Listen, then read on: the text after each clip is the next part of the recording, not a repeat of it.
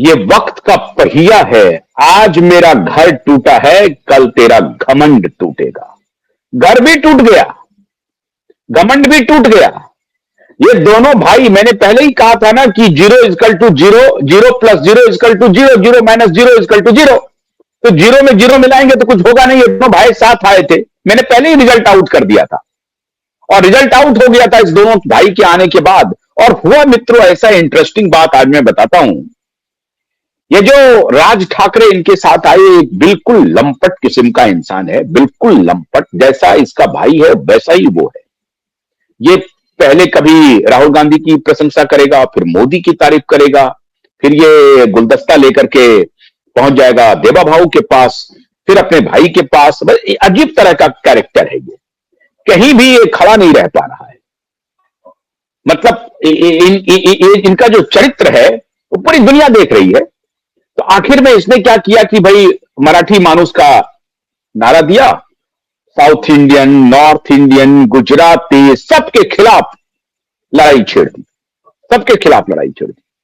अब जो उद्धव ठाकरे का भी जो वोटर था, जो उनको समर्थन करता था थोड़ा बहुत, उसको भी इसने उससे समर्थन से दूर कर दिया। वो भी इससे नाराज हो गए। एक तो उद्धव ठाकरे से तो नाराज थे ही, क्योंकि बाला साहब ठाकरे को धोखा दिया। वो भारतीय जनता पार्टी को धोखा नहीं दिया, उन्होंने अपने पिता के पीठ में खंजर भोंका। पिता की आइडियोलॉजी क्या थी?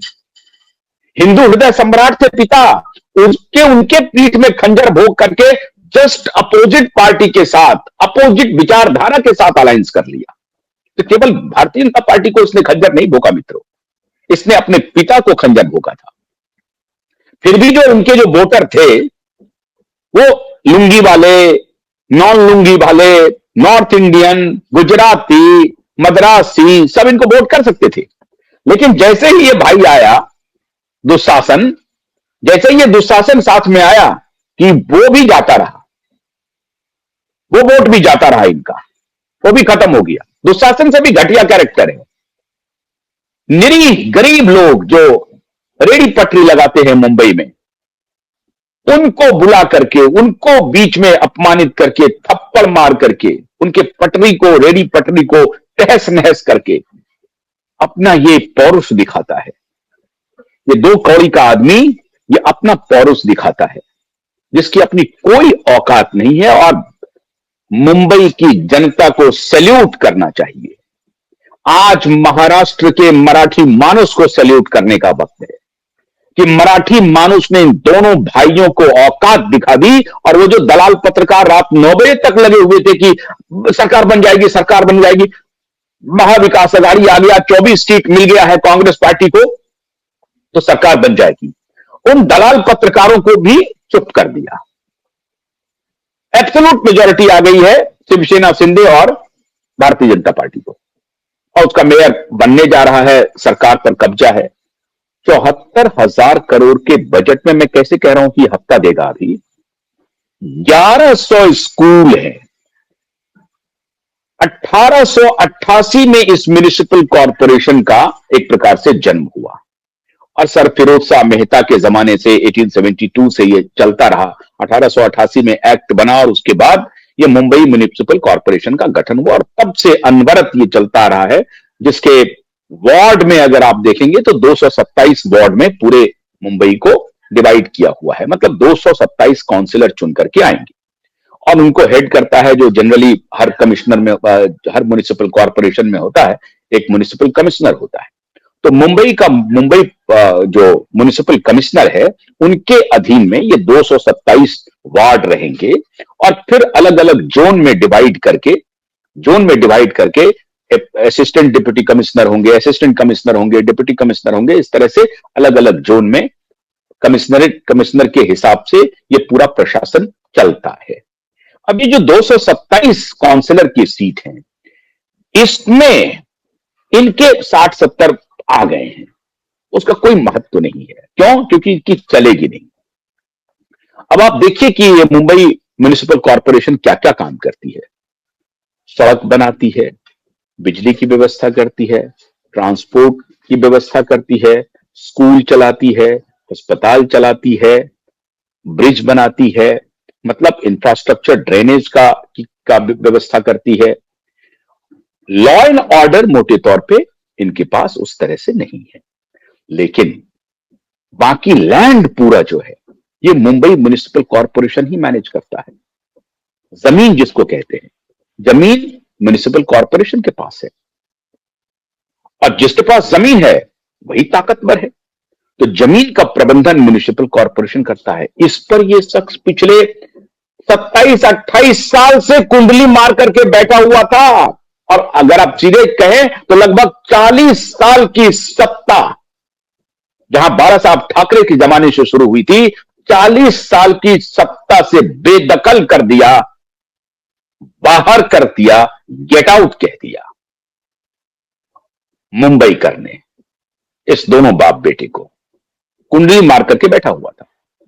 तो आप देखिए कि 1100 स्कूल, प्राइमरी और मिडिल माध्यमिक स्कूल, इस दोनों के संचालन की जिम्मेदारी मुंबई पर है, मुंबई म्युनिसिपल कॉरपोरेशन पर है। रोड बनाने की जिम्मेदारी, सड़क बनाने की जिम्मेदारी और पुल बनाने की जिम्मेदारी ये कॉरपोरेशन पर है।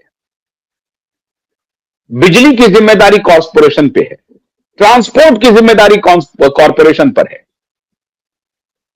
तो आप इसीलिए आप सोचिए कि गोवा से अधिक बड़ा बजट है, सिक्किम से बड़ा बजट है, अरुणाचल प्रदेश से बड़ा बजट है, एक एक स्टेट से बड़ा बजट है मुंबई महानगर पालिका का।